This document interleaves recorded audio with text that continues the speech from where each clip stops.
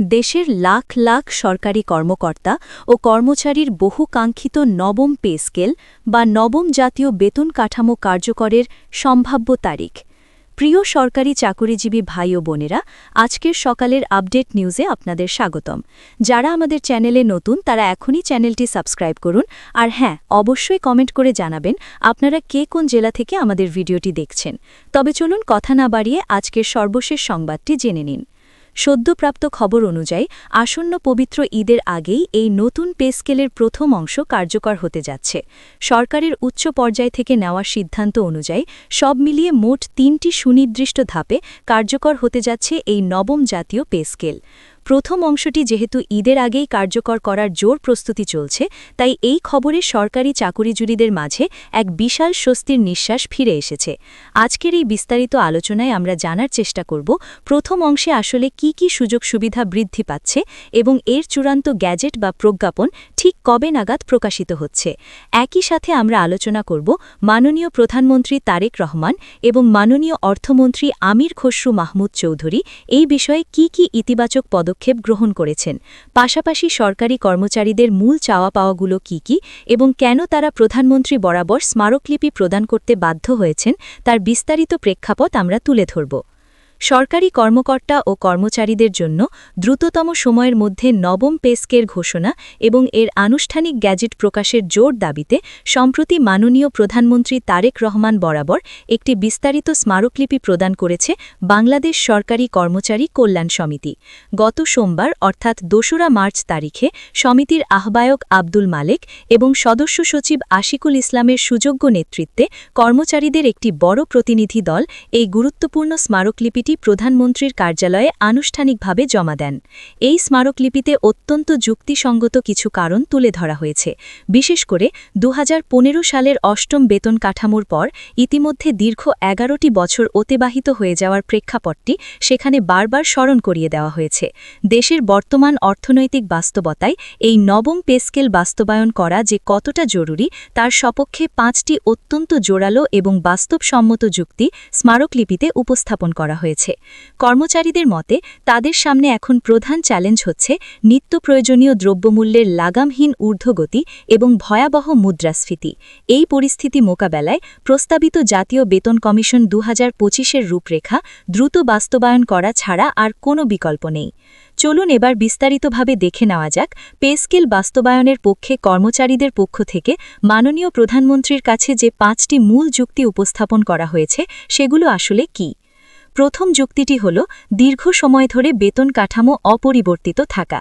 সরকারি নিয়মানুযায়ী সাধারণত প্রতি ৫ বছর পরপর বাজারের সাথে সামঞ্জস্য রেখে নতুন বেতন কাঠামো বা পে স্কেল ঘোষণার কথা, কিন্তু অত্যন্ত পরিতাপের বিষয় হল প্রায় ১ দশকেরও বেশি সময় পার হয়ে যাওয়ার পরেও নতুন কোনো পে স্কেল ঘোষণা করা হয়নি।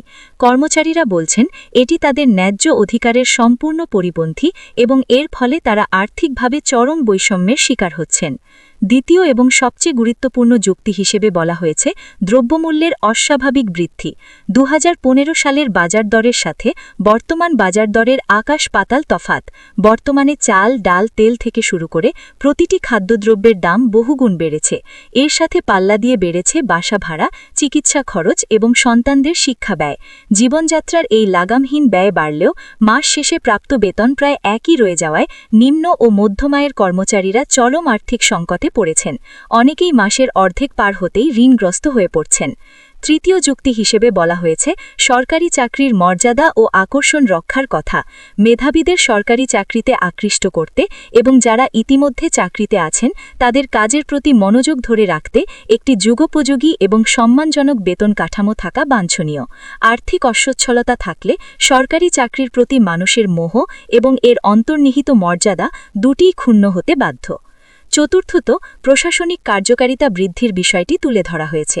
একজন সরকারি কর্মচারী যদি প্রতিনিয়ত তার পরিবারের মৌলিক চাহিদা মেটানোর দুশ্চিন্তায় ভোগেন তাহলে তার পক্ষে শতভাগ মনোযোগ দিয়ে দাপ্তরিক কাজ করা সম্ভব নয়। কর্মচারীদের আর্থিক দুশ্চিন্তা দূর করা গেলে পুরো প্রশাসনের কাজের গতি এবং সেবার মান স্বয়ংক্রিয়ভাবেই অনেক বেড়ে যাবে। পঞ্চম এবং সর্বশেষ যুক্তিতে বলা হয়েছে সামাজিক নিরাপত্তা এবং জীবনমান উন্নয়নের কথা। সরকারি কর্মচারীরা হলেন একটি দেশের সার্বিক উন্নয়নের অন্যতম প্রধান চালিকা শক্তি। তাদের নিজস্ব জীবনমান উন্নত হলে এবং তারা আর্থিকভাবে নিরাপদ বোধ করলে তা শেষ পর্যন্ত রাষ্ট্রের সামগ্রিক অর্থনীতি এবং সামাজিক স্থিতিশীলতার ওপর একটি অত্যন্ত ইতিবাচক ভূমিকা রাখবে। এই 5টি অকাট্য যুক্তির পাশাপাশি বাংলাদেশ সরকারি কর্মচারী কল্যাণ সমিতি তাদের স্মারকলিপিতে অত্যন্ত সুনির্দিষ্ট 4টি দাবির কথা উল্লেখ করেছে। তাদের প্রথম এবং প্রধান দাবি হল কালক্ষেপণ না করে অবিলম্বে নবম পে স্কেলের আনুষ্ঠানিক ঘোষণা দিতে হবে এবং দ্রুততম সময়ের মধ্যে এর গ্যাজেট প্রকাশ করতে হবে। দ্বিতীয় দাবি হল বর্তমান বাজারের দ্রব্যমূল্যের ঊর্ধ্বগতির সাথে শতভাগ সামঞ্জস্য রেখে বাস্তবসম্মতভাবে সকল স্তরের বেতন পুনর্নির্ধারণ করতে হবে। তৃতীয়ত, তারা দাবি জানিয়েছেন যে সরকারি চাকরিতে বিভিন্ন গ্রেডের মধ্যে বর্তমানে যে বিশাল এবং অযৌক্তিক বেতন বৈষম্য রয়েছে তা এই নতুন পে স্কেলের মাধ্যমে যৌক্তিকভাবে হ্রাস করতে হবে। এবং চতুর্থ দাবিটি হল শুধু মূল বেতন নয়, বরং এর পাশাপাশি বহুমুখী আর্থিক সুবিধা এবং অন্যান্য কল্যাণমূলক ভাতাসমূহ উল্লেখযোগ্য হারে বৃদ্ধি করতে হবে, যাতে করে জীবনযাত্রার মান উন্নত হয়।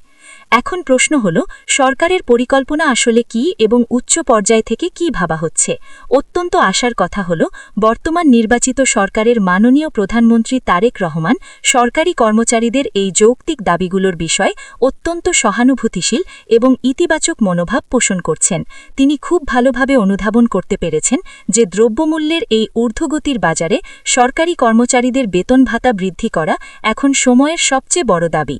নির্ভরযোগ্য সূত্র থেকে জানা গেছে, তিনি ইতিমধ্যেই অর্থ মন্ত্রণালয়কে নতুন পে স্কেলের গ্যাজেট দ্রুত প্রস্তুত এবং প্রকাশের জন্য প্রয়োজনীয় দিক নির্দেশনা প্রদান করেছেন। মাননীয় প্রধানমন্ত্রী তারেক রহমানের কাছ থেকে এমন স্পষ্ট সবুজ সংকেত পাওয়ার পরেও এখনও পর্যন্ত পে স্কেল গ্যাজেট প্রকাশিত না হওয়ার পেছনে মূলত কিছু দাপ্তরিক এবং পদ্ধতিগত কারণ রয়েছে। মাননীয় অর্থমন্ত্রী আমির খসরু মাহমুদ চৌধুরীর নেতৃত্বে অর্থ মন্ত্রণালয়ের সংশ্লিষ্ট শাখাগুলো এখন এই বিশাল অঙ্কের আর্থিক সংশ্লেষের বিষয়টি নিখুঁতভাবে হিসাব নিকাশ করছে। পুরো প্রক্রিয়াটি যেহেতু 3টি ধাপে বাস্তবায়ন করা হবে, তাই বাজেটে এর প্রভাব কেমন পড়বে সেটা অত্যন্ত সতর্কতার সাথে খতিয়ে দেখা হচ্ছে। তবে অর্থ মন্ত্রণালয় এবং সচিবালয়ের সর্বশেষ পাওয়া তথ্য অনুযায়ী কর্মচারীদের আর খুব বেশি দিন অপেক্ষা করতে হবে না। গ্যাজেট প্রকাশিত হতে পারে খুব তাড়াতাড়ি এবং যে কোনো দিন এই সুসংবাদ আসতে পারে। সবচেয়ে বড় যে খবরটি এখন সচিবালয়ের অলিন্দে ঘুরে বেড়াচ্ছে তা হল আসছে পবিত্র ঈদুল ফিতরের আগেই এই নবম পে স্কেলের প্রথম অংশটি কার্যকর করে কর্মচারীদের হাতে তুলে দেওয়ার একটি জোরালো নৈতিক সিদ্ধান্ত নেওয়া হয়েছে। এখন সবার দৃষ্টি সেদিকেই যে এই প্রথম অংশে আসলে কি কি সুযোগ সুবিধা বাড়ছে। ধারণা করা হচ্ছে মূল বেতনের একটি সম্মানজনক অংশ অথবা বড় অঙ্কের একটি মহার্ঘ ভাতা ঈদের আগেই প্রথম ধাপ হিসেবে কার্যকর করা হতে পারে, যা কর্মচারীদের ঈদের আনন্দে বাড়তি মাত্রা যোগ করবে। তবে পুরো নবম পে স্কেলটি একদিনে বা এক মাসে বাস্তবায়ন করা সম্ভব নয়। সরকারের পূর্ববর্তী এবং অন্তর্বর্তী সরকারের সময়কার ধারাবাহিক ঘোষণা অনুযায়ী এটি পুরোপুরি এবং শতভাগ কার্যকর হবে আগামী 1 জুলাই 2026 তারিখ থেকে, অর্থাৎ 2026 এবং 2027 অর্থবছরের প্রথম কর্মদিবস থেকে দেশের সকল সরকারি কর্মকর্তা ও কর্মচারী এই নতুন পে স্কেলের পূর্ণাঙ্গ সুবিধা ভোগ করতে শুরু করবেন। এখন শুধু সময়ের অপেক্ষা কবে সেই বহুল কাঙ্ক্ষিত গ্যাজেট বা প্রজ্ঞাপনটি আলোর মুখ দেখে। লাখ লাখ সরকারি কর্মচারী বুক ভরা আশা নিয়ে সেই শুভ দিনের প্রহর গুনছেন। এই বিষয়ে অর্থ মন্ত্রণালয় বা সরকারের উচ্চ মহল থেকে সর্বশেষ যে কোনো আপডেট বা নতুন তথ্য আসার সঙ্গে সঙ্গে আমরা তা অত্যন্ত দ্রুততার সাথে আপনাদের সামনে বিস্তারিতভাবে তুলে ধরার চেষ্টা করব। সে পর্যন্ত সবাই ভালো থাকবেন। ভিডিওটি খুবই জরুরি, তাই দয়া করে সবার সাথে ভিডিওটি শেয়ার করতে ভুলবেন না। আর নতুন ভিডিও আপডেট পেতে এখনই চ্যানেলটি সাবস্ক্রাইব করুন।